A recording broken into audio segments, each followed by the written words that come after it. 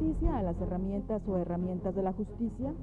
Si son como son las herramientas, odian al ocio y aman a la razón. Diálogos Judiciales es un esfuerzo del Poder Judicial del Estado y TV Nuevo León para promover y difundir la cultura de la legalidad. Queda con ustedes el licenciado Mauro Zacarías Casimiro, moderador de Diálogos Judiciales. Comenzamos. Sean ustedes bienvenidos a otra nueva sesión de Diálogos Judiciales.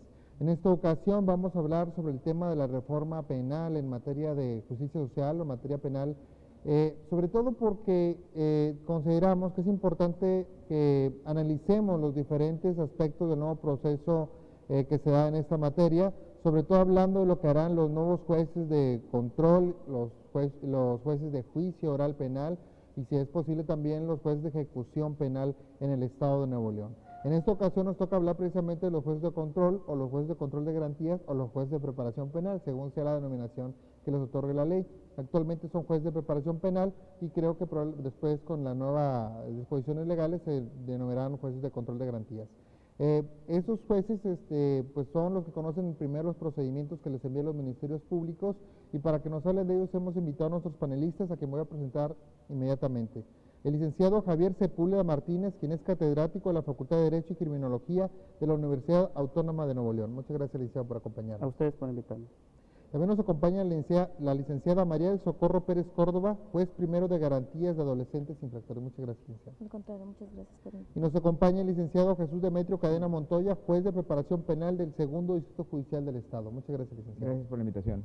Bueno, vamos a empezar analizando la figura del juez de control. ¿Qué es el juez de control, licenciado Javier? Muy bien, el juez de control de garantías es una figura que inicia con esta reforma penal y sirve específicamente para ser un centinela de los derechos públicos subjetivos del indiciado.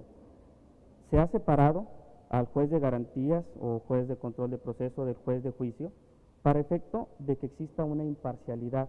Le quitamos a este juez de garantías las funciones de valorar pruebas, salvo en casos muy particulares como es la prueba anticipada, que lo veremos más adelante, y le dejamos exclusivamente las funciones de vigilar la constitucionalidad, por ejemplo, de obsequiar una orden de cateo, una orden de aprehensión, al momento de recabar una declaración preparatoria, al momento de dictar un auto de término constitucional, ya sea de supresión a proceso o bien de formal prisión, también llamado de vinculación en justicia para adolescentes, y dejamos en este juez de garantías todas estas atribuciones para efecto de garantizar que se le cumplan o que se le salvaguarden los derechos al indiciado.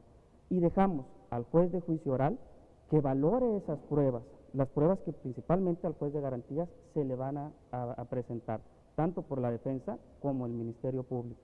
También tiene por ahí alguna particularidad en el juicio abreviado, en donde sí emite una opinión jurisdiccional, pero pues eso lo veremos un poquito más adelante. Pero principalmente serían esas las diferencias. Un juez de juicio oral a un juez de garantías ven cuestiones diferentes, y lo importante es que al juez de juicio oral ya vas a poderle demostrar y crearle convicción en el momento de la audiencia de las pruebas que se van a desahogar. Y las pruebas desahogadas en el Ministerio Público, bueno, pues no harán valor de prueba plena en esa audiencia, se tendrán que desahogar ahí. Y son dos jueces los que van a tener a un indiciado desde que lo ponen a disposición hasta que lo sentencian. Ya no existe ese juez que sería el único el cual recibe al indiciado y que lo sentencia. Pero ese sería principalmente una gran aportación en nuestra reforma penal. Hay ahorita un tema en boga, y yo creo que es importante que lo pongamos en la mesa porque pues yo creo que todo el mundo, sobre una película que se llama Presunto Culpable, donde precisamente se destacan ahorita los vicios de un procedimiento escrito que pues realmente mucha gente ha puesto, que les ha llevado a la duda o a la desconfianza en el sistema penal. No podemos dejar de lado que ese sistema pues nos ha mantenido en un Estado de Derecho por muchos años, obviamente ha cambiado, pero ya el Estado ha respondido desde hace ya, ¿qué tiene la reforma penal? 3 años, a estas necesidades, y ahora está en manos de los estados hacer leal sus legislaciones y actuar en consecuencia para que pues estos vicios que se ven en esa película, ya no se presenten. Es precisamente esta nueva forma de juzgar, como usted lo menciona, licenciado, la que da respuesta a esas necesidades, y es un juez, ya no es un juez todopoderoso, ya no es un juez que va a resolver todo, sino ya son, vamos a decirlo, 3 jueces, el juez que usted comente de garantías, el juez de juicio y luego después el juez que va a ejecutar la pena que dicte, en su caso, el juez de juicio oral. Esto es una realidad en Nuevo León, eso ya existe en nuestro estado, obviamente va a mejorarlo y sobre todo existe en la materia de adolescentes infractores. Usted lo encarna esta figura del juez de garantía licenciada, ¿cómo lo ha vivido y cuáles son sus principales funciones? Creo que es, como comentaba el licenciado Sepúlveda, es la figura garante dentro del procedimiento penal y se introduce precisamente para efecto de salvaguardar los derechos y las garantías más fundamentales de la persona que enfrenta un proceso penal. Es a él al que le va a corresponder que no le sea violentado ningún derecho, que además todas las resoluciones que se tomen de cualquier acto de molestia deben de quedar debidamente asentados a virtud de una videograbación, y ahí se salvaguarda un poquito lo que usted comentaba respecto a que ya las decisiones no van a ser tomadas en el sigilo de un escritorio ni en un espacio, sino al contrario, a la luz pública. Tan es así que va a permitir en un momento, este principio de publicidad va a ser el control jurisdiccional de las resoluciones tomadas por los propios jueces. En mi opinión, es una de las figuras más trascendentales que se introducen con la reforma, porque es precisamente a él al que le va a ser delegado la función de hacerle saber sus derechos al momento de que enfrente un proceso penal, recabarle, como bien decía, su declaración preparatoria, pero también decretarle una vinculación a proceso en su caso, esto es, sujetarlo a un proceso a virtud de acreditarle una existencia del hecho, pero también la probable participación. Cabe decir que en este procedimiento hay un matiz diferente, como es que baje el rango de prueba. El rango de prueba ya es mínimo conforme al mandato constitucional. ¿Qué significa esto, bajar el rango de prueba? Que ahora basta que se presuma la existencia de un hecho y que este a su vez sea sancionado por las leyes penales como delito, pero ya no hay tanta exigencia de formalidad como en el anterior sistema respecto a los elementos del cuerpo del delito. Pero también el dato de prueba en el rango de mínima responsabilidad. Ahora es solamente que baste que exista un hecho y que alguien lo cometió. Entonces ya no es demasiado carga para el Ministerio Público la integración de una investigación, pero también es un rango de prueba de valoración mínima para el juez de garantías. Una de las críticas precisamente era ese hecho de que en el sistema que existe actualmente todavía en muchos estados de la República que no tienen juicios orales, todavía en algunos casos en Nuevo León, al Ministerio Público casi se le exige que ya lleve pruebas para condenarlo cuando apenas van a iniciar el proceso, solamente es para llamarlo a juicio, tenerlo ahí sujeto a proceso. Y ahora ya no es tanto, ahora lo que entiendo es que basta que exista el hecho del delito y una liga, un nexo entre ese delito y la probable responsabilidad de la persona que va a ser sujeta a ese proceso para que pueda iniciar el juicio. Y esto es así, licenciado Mario, en virtud de que, por ejemplo, tomando en cuenta que el Ministerio Público tiene 48 horas para integrar y además que ya la confesión no es un elemento de prueba que tenga validez ante el juez de garantías o control, entonces tiene que hacer una verdadera labor de investigación y ese tiempo es muy pequeño, entonces solamente requiere ciertos datos que sean recolectados al momento de su integración para que pueda imputar al juez. De ahí que por eso baja la exigencia del rango probatorio, amén de que el acto de molestia que primero tiene que tutelar el juez de garantías es precisamente verificar que esa detención haya acontecido no en legal forma. Entonces es muy corto el tiempo con el que cuenta el Ministerio Público para integrar, pero esta situación se salva en estimación de su servidora, porque terminando esta audiencia donde se va a verificar estas fases, control, imputación, vinculación y la medida cautelar que es en sí el acto de molestia, se extiende un periodo de investigación y este es muy amplio. Entonces la deficiencia que pudo haber en esta fase de alguna manera se satisface en virtud de que todavía va a tener mucho más tiempo para acercarse a elementos de prueba y poderlos llevar ya con contundencia ante el juez de juicio oral. Licenciado Demetrio, hemos tocado 2 puntos que yo quiero resaltar porque yo creo que son los principales paradigmas. La confesión ante el Ministerio Público, que lo hemos visto, lo que estamos en la práctica de alguna manera, de que siempre se dice, no, pues fue torturado, fue golpeado, para que confesara que él fue el que cometió el delito y demás, y esa prueba o esa confesión ante el Ministerio Público sigue adelante. Y la otra es la detención, porque también dicen, yo estaba en mi casa y me sacaron y ahora dicen que estuve ahí y demás. Aquí estos puntos son dos principales objetivos, dos principales obligaciones del juez de garantías para valorar en un inicio. Entiendo yo que ya no tiene valor esa confesión del Ministerio Público, sino todo lo que se hace ante el juez y la detención. ¿Qué nos puede decir al respecto? Bien, primero que nada quisiera hacer un comentario en cuanto al sistema de justicia anterior. Y en esto yo quiero referirlo porque me ha tocado la fortuna de haber participado como juez en el sistema anterior y como juez en este sistema. Y yo quiero aclarar en cuanto a muchos de los defectos o vicios que se dice, no es que en sí el sistema era malo, ni es que la gente que trabajara en él lo hiciera con el ánimo de actuar injustamente, pero es un sistema, primero, que ya está agotado. Segundo, no responde a la nueva visión de derechos fundamentales de las personas. De los últimos 25, 30 años del siglo pasado, de hecho a raíz del término de la Segunda Guerra Mundial, se vino una cascada de nuevas formas de hacer justicia, de nuevos derechos, y entonces empezar a analizar que el sistema que nosotros teníamos estaba agotado. Nos tardamos algunos años en reconocerlo, pero más que injusto, era un sistema agotado y que ya no respondía a las necesidades de la sociedad. Esto es bien importante porque realmente tenemos que también dejar un testimonio de todos aquellos que nos antecedieron. Creo yo, y estoy completamente convencido de que el 100% casi lo hacía con un ánimo de hacer el trabajo bien hecho, con justicia, dentro de los límites que el mismo sistema establecía. Después de eso, y esta es una cuestión como de reivindicación también, ¿verdad?, a un sistema que debe concluir finalmente. Ahora paso a lo siguiente. Efectivamente, en este nuevo sistema cambian muchas cosas. Es un cambio radical, es un giro completo a la forma en que se tenía de hacer justicia. Y una de ellas era precisamente que la ley le otorgaba facultades al Ministerio Público para que investigara, y tantas facultades tenía que lo que él investigara tenía un valor probatorio pleno, de tal suerte que si durante el proceso ante el juez la persona, un imputado, cambiaba su declaración, desconocía su primera declaración, tenía que presentar pruebas fuertes que acreditaran no solo la nueva versión, que ya de por sí es difícil, sino además también la razón por la que mintió en la primera ocasión. Esto era pues una especie de círculo vicioso, un juego perverso muy difícil de salir.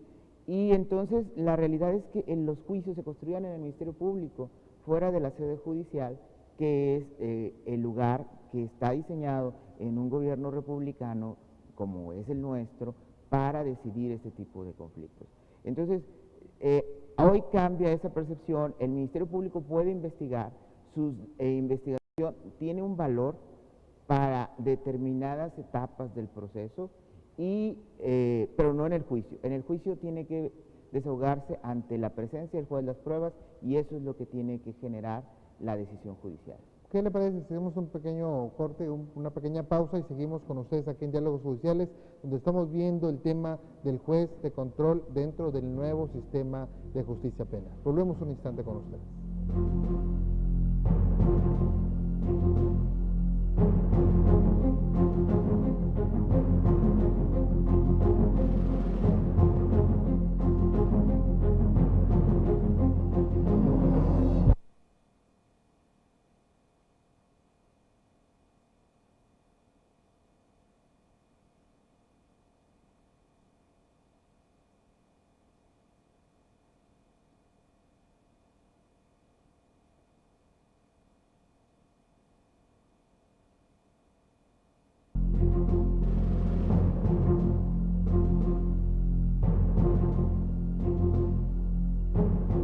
Gracias por continuar con nosotros en Diálogos Judiciales. Estamos viendo el tema del juez de control de garantías dentro del nuevo sistema de justicia penal. Y antes de continuar, quiero recordarles que tenemos un correo electrónico donde nos puede hacer la sugerencia de los temas que quiere que tratemos aquí en Diálogos Judiciales. La aplicación de derecho pues es muy diversa, y alguno de ustedes tendrá un tema en especial que quiera que veamos. Este correo electrónico es mauro.zacarias@pjenl.gov.mx. Esperamos sus comentarios, agradezco a todos aquellos que ya nos han escrito, personalmente les he contestado, les hemos dado orientaciones jurídicas también, y bueno, vamos a seguir atentos a sus sugerencias. El licenciado Demetrio nos estaba comentando precisamente la nueva responsabilidad que asume el juez de control en el ámbito de las declaraciones ante los ministerios públicos y también sobre ahora la valoración de la detención de esas personas. Así es, con motivo de esta reforma que se da en la Constitución, que ya ha ido permeando a los estados, bajando a los estados, el juez, la función judicial se divide en distintas etapas y desde luego la encarnan diferentes personas. Debe haber un juez de control que se va a encargar de cautelar los derechos del imputado, pero también de la víctima. Y esto es un cambio también muy importante porque en el sistema anterior la víctima no tenía un gran peso dentro de la etapa de investigadora y tampoco durante el proceso. Y en este nuevo sistema lo tiene. Y además el juez está obligado a cautelar también los derechos de la víctima en determinados casos sobre determinadas reglas. Y el juez en este caso, en cuanto a la detención, tendrá que valorar si se da en flagrancia o no la detención. Eso es lo único que debe estar sujeto, en su caso, a discusión en esa audiencia. Y desde luego, también valorará algunos de los datos de prueba que se recaban durante la investigación para específicamente resolver sobre la vinculación a proceso. Pero estos datos de prueba son, como lo comentaba hace un rato la jueza Socorro, de un estándar de convicción que no es con la misma intensidad que tenían en el sistema anterior o que deberían tener en el sistema anterior. En primer lugar, porque, como lo dice ella, va a seguir la investigación, pero aparte de eso, porque en el sistema anterior esos datos de prueba tenían un valor pleno total. O sea, lo que se recabara ahí ya era fundamental para el juicio y era muy difícil remontarlo. Entonces, ahora en este sistema no es necesario que tengan tanto valor, basta con que haya indicios suficientes que, como usted lo comentaba en forma sencilla, que liguen a una persona con un determinado hecho delictuoso para que el Ministerio Público pueda seguir investigando el proceso. Y el juez solamente va a valorar una posible declaración del imputado, una confesión, no como tal, sino para analizarla junto con otros datos de prueba y determinar si hay lugar o no a la vinculación. Que volvemos a insistir, como lo decía la jueza, baja la intensidad probatoria de esos datos de prueba, porque a final de cuentas también hay algo curioso que es importante destacar. El Ministerio Público, para presentarse ahora a solicitar la vinculación de una persona, no necesita decir tengo 10 testimonios o 10 declaraciones. Basta con que señale 2 o 3, tal vez, que sean los más fuertes, los que tengan más intensidad probatoria, y tal vez con eso sea más que suficiente para investigar. Pero esos datos no necesariamente son los que el fiscal va a llevar a juicio. Probablemente encuentre durante la investigación pruebas con mucha mayor fuerza y decida prescindir de estos. Entonces, ahí entra una cuestión de lógica y que va contra la lógica obligarle al Ministerio Público a probar con toda esa fuerza que tenía antes un hecho con unos determinados datos de prueba que tal vez no va a utilizar en el juicio. ¿Por qué? Porque al final de cuentas va a tener un plazo adicional para continuar investigando, puede encontrar mucha mejor información de más calidad porque en un principio va a ser muy corto el plazo. Entonces, dentro de toda esa lógica es que se enmarca también el por qué las pruebas que el Ministerio Público recabe no deben ser tan fuertes como las que se hacía en el sistema anterior. Volvemos otra vez al rompimiento de esos paradigmas. Un comentario que quería hacer usted. Sí, sobre las pruebas rendidas ante el Ministerio Público, tal y como le dice el juez, es cierto, para poder vincular a un imputado, ese estándar de prueba, bueno, no necesita ser lo suficientemente fuerte, mas sin embargo, a las procuradurías sí se les sube el estándar de la prueba a desahogar dentro del juicio. Como ya no tiene valor pleno las pruebas desahogadas ahí en su escritorio, en el escritorio de la gente del Ministerio Público, ahora verdaderamente tiene que hacer una investigación y tener elementos de prueba suficientes para poder acreditar una responsabilidad penal en el juicio. Entonces, algo por lo que se ha resistido un poco estas reformas es precisamente por eso. En las procuradurías o en las agencias del Ministerio Público no están muy conformes. ¿Por qué? Porque no tienen valor pleno las pruebas desahogadas en su oficina. Mas, sin embargo, eso beneficia a la sociedad.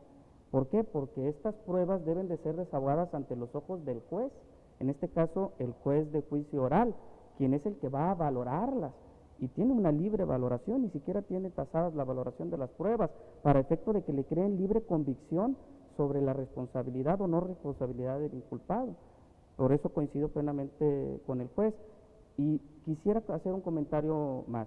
Dentro de las bondades de este nuevo sistema está el del juicio abreviado, que viene a ayudar al desahogo de los juzgados en cuanto a los asuntos que se tienen e impulsa la honestidad, en este caso del imputado, para efecto de que si no tiene pruebas para desacreditar su responsabilidad y él está aceptando plenamente con compañía de su abogado defensor, él ya cumplió la reparación del daño y solicita este juicio abreviado dentro de los 15 días después del auto de término de formal prisión, a él se le va a llevar a cabo un juicio que puede durar 10, 12 días, en donde lo pusieron a disposición y ya tiene una sentencia.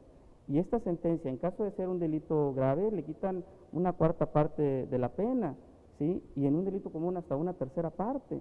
Por lo tanto, esta es otra bondad dentro del juez de control de garantías, porque esto lo hace el juez de control de garantías. Ante él es a quien se lleva el procedimiento abreviado y es una oportunidad que tiene para emitir una opinión jurisdiccional sobre el indiciado. Pero aparte, este indiciado ya no aporta pruebas más que tendientes a individualizar su pena, ¿sí? A lo mejor algún testigo que hable bien de él, que va a la iglesia, que va a la escuela, etcétera, para efecto de que se le disminuya. El Ministerio Público también puede aportar pruebas únicas y exclusivamente para individualizar la pena. A lo mejor alguna antecedentes penales en alguna investigación que realizó y lo aporta dentro del proceso. Pero esta es otra bondad que tienen los jueces de control de garantías. Yo creo que esto da pie a ver un aspecto nuevo dentro del juzgador, dentro de los jueces y dentro del proceso en sí, que es que ya no importa tanto el juicio como tal, ¿no? Importa que se resuelva el problema social que se originó por el delito a través no solamente de reparar el daño de la víctima, sino también de que el imputado tenga una salida jurídica adecuada para que pueda retomar su actividad productiva si es que la tiene, o bien para que tome una en específico y la sociedad pueda estar segura de que realmente se acabó con ese problema. Entiendo que de alguna manera este procedimiento abreviado es una de esas facultades nuevas que se da al juzgador, porque en el sistema anterior no tiene, bueno, ahorita sí, pero digamos, donde un proceso duro como el anterior, no había esa posibilidad, te iba con el juez y era hasta la sentencia. ¿Esto es así? Sí, o eres el ordinario o el sumario, ¿no? Pero aquí en este caso el abreviado sí viene a ayudar muchísimo al desahogo de los juicios que hay dentro de los juzgados o del órgano jurisdiccional, porque está a la voluntad del inculpado el decidir que acepta la responsabilidad del hecho y que lejos de querer aportar pruebas para desacreditar su responsabilidad, las únicas pruebas que aportaría sería para individualizar la pena. Él va a reparar el daño, el Ministerio Público no tiene objeción, es un término que tiene ahí de 15 días para solicitarlo y aún así, al momento de la audiencia, si se retracta, puede otra vez continuar con su proceso.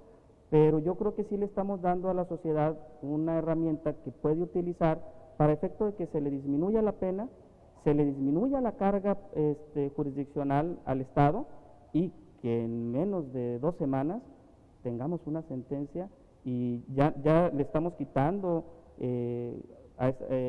una carga al Estado, a lo mejor dentro de una prisión, que cuánto nos costaría tenerlo ahí 2 meses, 6 meses o 1 año, ¿sí? Son ventajas procesales que se tienen en este momento. Licenciada, ¿se requiere una nueva visión del funcionario público que es juez de garantías? Creo que como sociedad, y como decía el maestro Demetrio, parte de los motivos de la reforma fue precisamente que no se cumplía ya con una exigencia de carácter social, pero creo que algo más importante, que muchas personas fueron sentenciadas y desconocían qué juez lo había hecho y por qué. Y entonces, precisamente, creo que eso es la introducción de un juez de garantías que desde las primeras fases procesales permita, en primera instancia, a través de estos principios que ahora rigen, como la oralidad, la inmediación, este contacto del juez directo con el acusado, entonces eso permite en demasía que él pueda conocer de viva voz, primeramente, y en forma presencial a la persona que lo va a juzgar. Y creo que eso es fundamental en todos los derechos, como decía el maestro Demetrio, en el marco internacional y ahora en el marco jurídico mexicano. Este juez, como usted bien lo dice, tiene que reunir ciertos perfiles, en mi opinión, a saber, lógicamente, un aspecto muy humano, porque va a ser el garante de los derechos más fundamentales, y él tiene una serie de atribuciones que, si me permite, licenciado, quisiera comentarlo para que la sociedad supiera más o menos a qué se va a enfrentar cuando tiene un proceso penal. Se integra la averiguación, 48 horas, e inmediatamente va a ser puesto a disposición del juez. El juez, como acto inmediato, tiene que controlar si efectivamente fue legalmente o no detenido. Y entonces, ese contacto directo, el juez lo primero que va a analizar es precisamente que se dé o un caso urgente o una flagrancia. Si estamos frente a flagrancia, él debe de saber que existe un término para ser detenido. Si estamos dentro de estos parámetros, el juez, además de que sea un delito grave, puede ratificar la detención y la persona permanecerá detenida. Si no, inmediatamente se ordena libertad.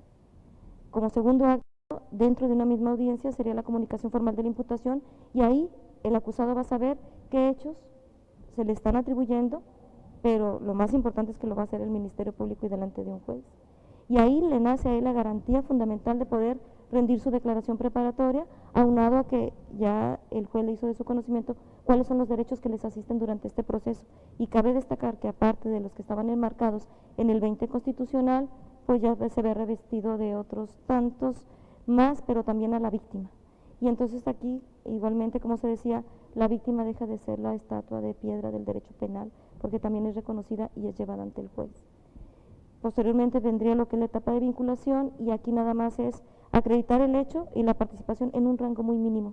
Y finalmente viene la medida cautelar, y esto es, creo que, la novedad en el sistema. La vinculación deja de tener aparejada la prisión preventiva, y ahora la persona queda detenida por una medida cautelar al acreditarse una presunción que puede evadirse, puede obstaculizar el proceso, puede representar un riesgo para la víctima o para la sociedad. Y ahí se finca el nuevo acto de molestia. Bueno, vamos a hacer un corte aquí en Diálogos Judiciales. Regresaremos con ustedes en un instante.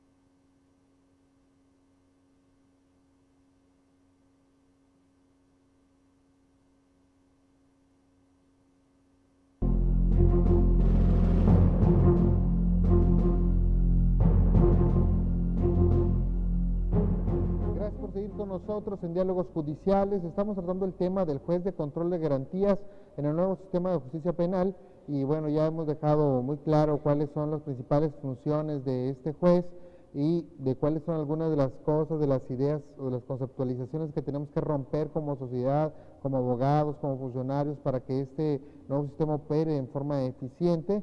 Y antes de continuar, les recuerdo que el Poder Judicial del Estado de Nuevo León tiene una página electrónica donde puede encontrar toda la información que tenemos en nuestra institución y que le puede ayudar en su vida diaria. Esta dirección es www.pjnl.gov.mx. Continuamos con el tema y estamos viendo la cuestión de la detención.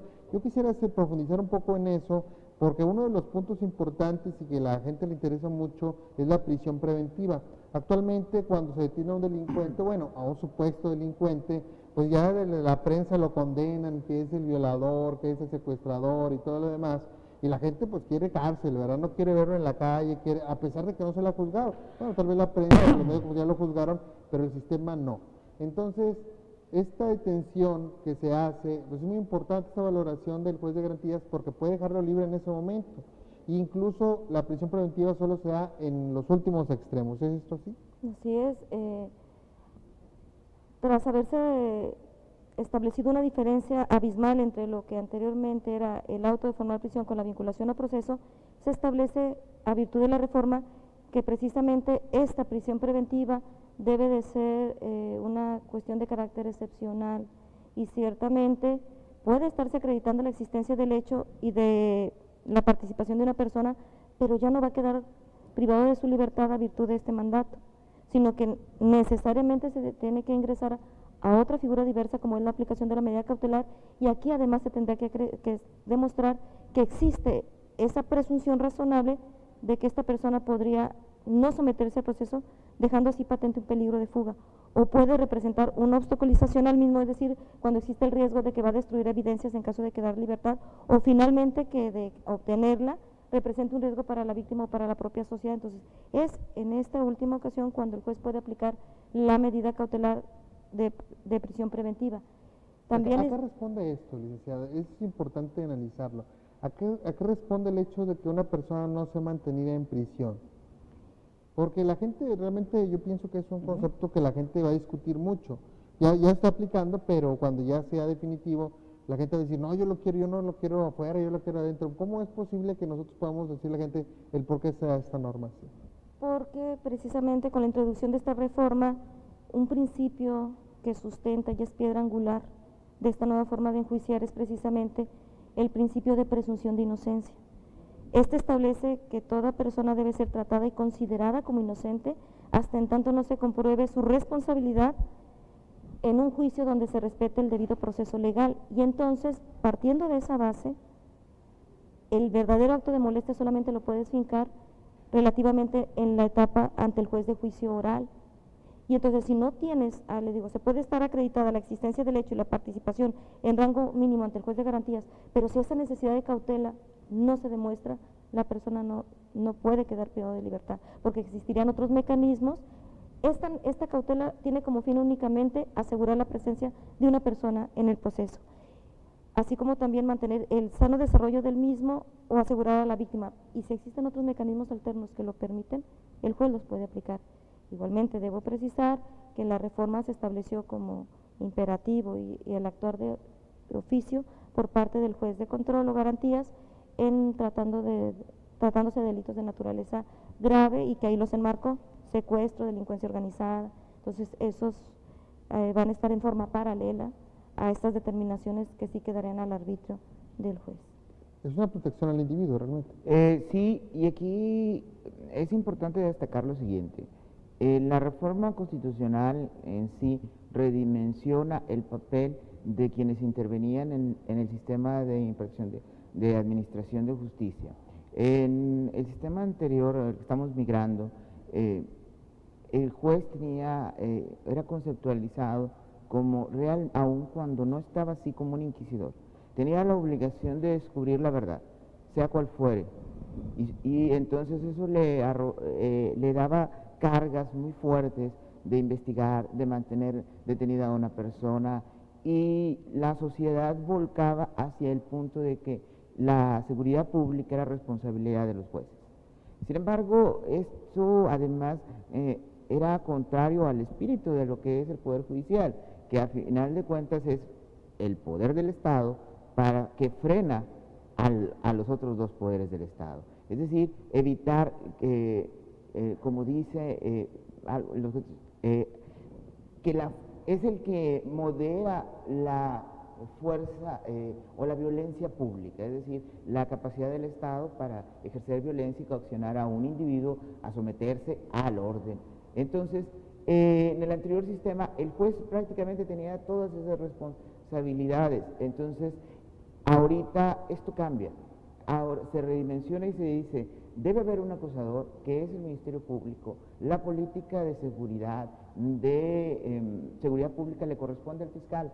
Y entonces, él es el que tiene que acreditar ante el juez que en su caso va a cautelar y moderar el uso de esa violencia pública, porque al final de cuentas es el imperio del Estado, es el que va a cautelar y va a cuidar que esa violencia no salga de los límites que nos permite nuestra Constitución, los tratados internacionales que como país hemos suscrito. Entonces cambia la visión, y esto es bien importante porque en la medida en que a partir de la reforma y su aplicación una persona quede en libertad, tiene que establecerse donde hubo el rompimiento de las reglas, ya sea porque el Ministerio Público tal vez no pudo acreditar la situación que necesitaba. La medida de cautela grave como es la prisión preventiva, la sentencia condenatoria en su caso a través de un estándar de convicción, como ahorita lo decía el abogado, ciertamente, todo esto cambia y ese es el papel del Ejecutivo, que siempre lo había tenido, pero que de una forma u otra, con las facultades que tenía el juez, realmente no se podía hacer esta distinción, porque al final de cuentas se decía, es que el juez tiene facultades para investigar, es que el juez, si el Ministerio Público no lo hizo adecuadamente, tenía facultades para investigar, para llegarse pruebas, para ordenar traer testigos, aun cuando el Ministerio Público no hiciera su trabajo. Era uno de los puntos neurálgicos de por qué el sistema tenía que cambiar. ¿Por qué? Porque entonces no se cumplía otro postulado constitucional de que la justicia fuera imparcial. Si el juez tenía la obligación de buscar a como diera lugar un culpable, entonces no podía hablarse de una completa imparcialidad. En este escenario, el juez debe tomar el papel de garante de los derechos de los ciudadanos, y exigir y controlar que las funciones del Ministerio Público sean las adecuadas en cuanto a la persecución del delito, pero también para la protección de la víctima. Y esto cambia, y esto es bien importante porque luego también viene la percepción de que el nuevo sistema solamente es para favorecer a los imputados. No, la reforma constitucional y lo ubica incluso en el mismo dispositivo, en dos apartados, los derechos de la víctima y los derechos del imputado, de tal suerte que están en el mismo rango, y permite que el juez ahora también cautele esos derechos y vea que el Ministerio Público esté cumpliendo con la obligación que tiene de perseguir un delito, ¿sí?, para, en su caso, poder resarcir a la víctima, sin que eso le implique que él es el que lo va a hacer. Simplemente es ahora decir, la Fiscalía está o no está haciendo adecuadamente el trabajo que la ley, que la Constitución le llama. Y esto no se trata, hablando de reticencias que hay de algunas instituciones que participan en el programa, realmente cuando hablamos de que se le despoja al Ministerio Público de poder, no hablamos de personas, porque esto trasciende a las personas, es un cambio en cuanto a las instituciones. No, tampoco podemos llegar al extremo de satanizar al Ministerio Público No, claro. anterior, es simplemente decir, dentro de un sistema republicano no podía o no cabe la posibilidad de que un poder distinto al judicial sea quien estuviera resolviendo los conflictos de este tipo. Y eso también va hacia los abogados litigantes, porque los abogados litigantes tienen que tener esa nueva percepción y su participación como abogados defensores los tiene que llevar a conocer este nuevo proceso. Sobre todo a la preparación de los abogados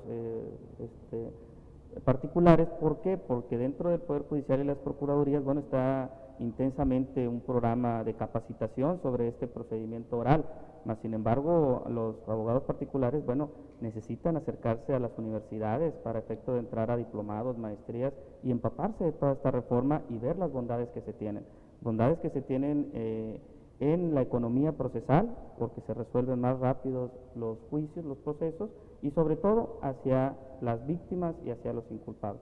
¿Por qué? Porque teniendo un buen procedimiento penal, bueno, pues tenemos también una sociedad más tranquila, que es lo que busca también esta nueva reforma, que la sociedad esté tranquila, tenga seguridad pública y que no sea a través del juez, como dice el juez Demetrio, que sea quien sea el encargado. Pues no, el juez debe de encargarse en su parte de salvaguardar las garantías del inculpado y después de que se le cree convicción, en este caso el juez de juicio oral, sobre la responsabilidad o no responsabilidad del inculpado. Y en materia de justicia para adolescentes, donde se tiene ya un juez de ejecución, que es una figura muy buena. Esperamos que próximamente existan reformas adecuadas para que lo tengamos completamente en nuestro sistema penal y no nada más en justicia para adolescentes, pero que es el encargado de vigilar que las medidas que se dan de tratamiento se estén cumpliendo adecuadamente. La verdad es que el abogado viene siendo ese contacto del sistema con la ciudadanía, no tanto el fiscal, el Ministerio Público ni el juez, sino yo creo que en mayor medida es el abogado, que es el que atiende a la ciudadanía y lo representa en el procedimiento, ¿no? Es por esto que tiene que ser que todos los foros nuevo-leonés tenga la sabiduría para poder manejar este cambio. Así es, pero efectivamente ante una reforma, bueno, va a haber detractores y va a haber personas que las van a impulsar. En este caso, encontramos en el foro de abogados, los colegios y las asociaciones de abogados, un especial interés porque la justicia oral o la oralidad del procedimiento oral se siga impulsando. Además que, bueno, por mandato constitucional se tiene que implementar.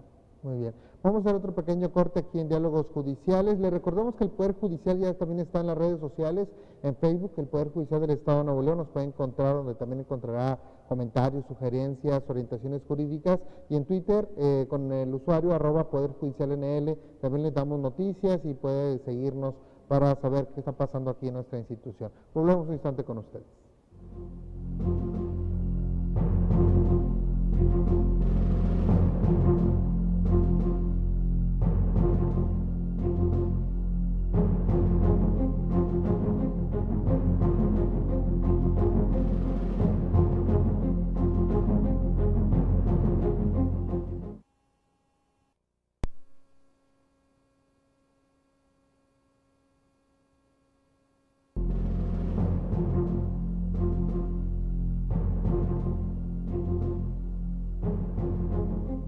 Gracias por seguir con nosotros en Diálogos Judiciales. Estamos hablando del juez de control de garantías dentro del nuevo sistema de justicia penal y bueno, pues yo creo que es la piedra de toque, es la principal, es la entrada al procedimiento penal, donde se revisa la detención, donde se revisa si realmente existe una probable responsabilidad, pero bajo una técnica distinta y donde ya se descarga un poco al Ministerio Público de una investigación muy grande, forzosa, además, que muchas veces es la que obliga a estos funcionarios a tener algunas inconsistencias dentro del sistema.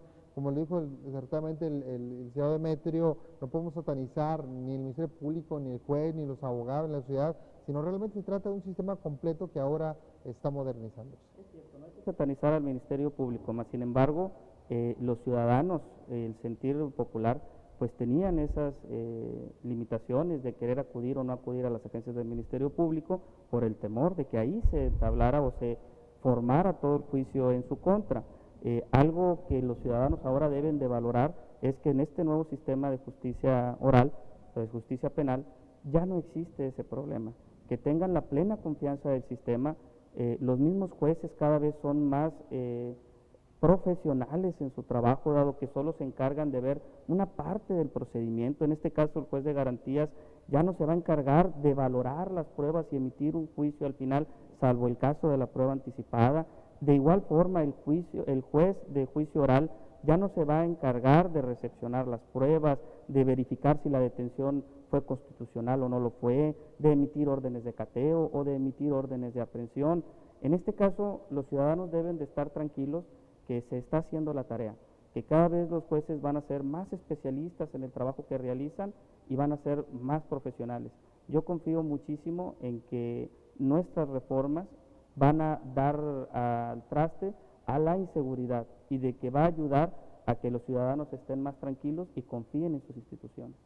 Hay una reflexión precisamente de eso, el juez de control de garantías es esto, un juez revisor de que se respeten los derechos fundamentales tanto del acusado como de la víctima, ¿no? Y también es un filtro depurador para el juez de juicio, puesto que este resolutor es el que también va a calificar las pruebas que se van a desahogar ante aquella autoridad, y eso permite también que exista una independencia entre el juez que dicta la vinculación a proceso o emite ya un juicio a priori y el juez que va a dictar ya en definitiva. Entonces eso también es una garantía, en cuanto normalmente era casi de facto que alguien que se le dictaba una formal prisión pudiese paralelamente llevar una resolución absolutoria. Entonces con esta situación se evita.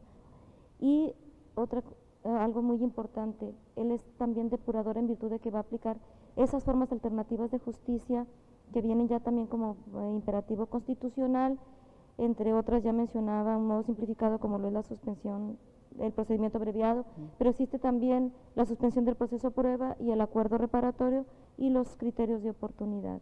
En su momento estos tendrán que ser agotados ante el juez de garantía para permitir que este procedimiento no llegue a culminación a través de una sentencia, sino que termine ante este juez en menos tiempo y con menos impacto procesal negativo en el acusado, pero también asegurándole las garantías a las víctimas. Creo que eso siempre es fundamental.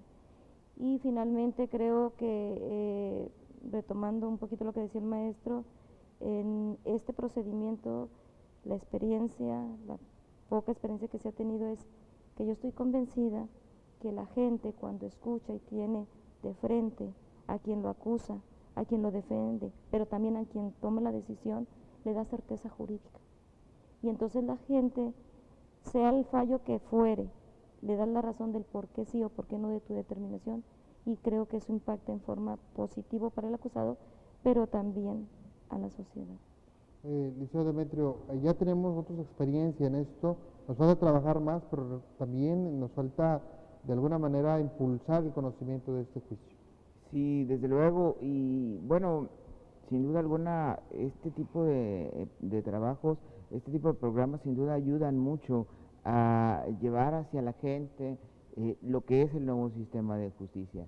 Igual la gente también debe saber que los juicios ahora son públicos, y esto es una cuestión importante porque las personas pueden ir a las salas de juicio y verlo, y es algo que nosotros hemos tratado de darle mucho impulso a ello, y en realidad aún está desaprovechado. Hay obviamente la excepción de casos, yo estoy hablando de adultos, en caso de adolescentes es una situación completamente distinta, pero en caso de adultos los juicios son públicos, la gente puede ir, conocer y saber de qué se trata el sistema de justicia, porque la educación o esta formación tiene que darse para todos los niveles y para todas las personas. Los jueces estamos recibiendo una capacitación constante, intensiva, por parte de las instituciones, de la institución, pero también a nivel personal, es decir, nosotros también porque esto es a lo que nos dedicamos, vaya, esto es lo que hacemos y obviamente tenemos que estar actualizados. Vemos a los abogados que también lo están haciendo, quizás en menor medida, pero también lo están haciendo, pero es importante también que la sociedad, que la gente, como se dice por ahí, de a pie, también conozca el sistema para que sepa de qué se trata y qué es lo que tiene, qué es los derechos que tiene, qué es lo que va a pasar. Y una de las mejores formas es sin duda alguna este tipo de programas que van directo al público en general, a los gobernados, y también invitarlos a que acudan a los palacios de justicia de sus localidades, en Guadalupe, en Monterrey, San Nicolás y San Pedro. Ahí generalmente hay una agenda de las audiencias que se van a realizar durante el día y que ellos puedan también ver cómo se hace, qué es lo que sucede, qué hace el juez, qué hace el fiscal, y también esto cambia de que el juez era el acusador, pero también, me faltó decirlo, tenía que ser el defensor, porque a final de cuentas, en el sistema anterior, tenía que descubrir la verdad, pero al mismo tiempo proteger al imputado. Esto era una cuestión que llega a algo muy de locura. Entonces, en esto, ahora cada quien tiene su papel, y la persona puede ver un buen trabajo del fiscal, un buen trabajo de un defensor, o el buen trabajo de los jueces, o el malo.